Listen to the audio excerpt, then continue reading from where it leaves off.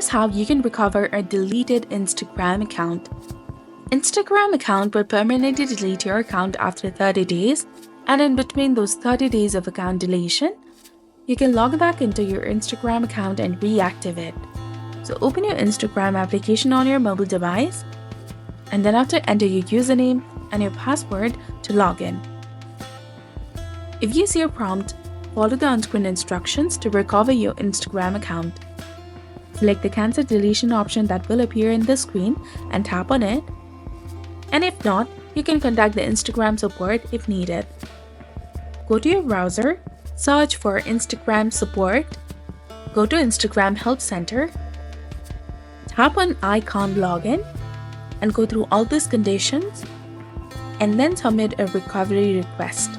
If your account has been permanently deleted, you will need to create a new one. So this was all about it. If you found this guide helpful, please like, share, and subscribe. Thanks for watching. See you in the next one.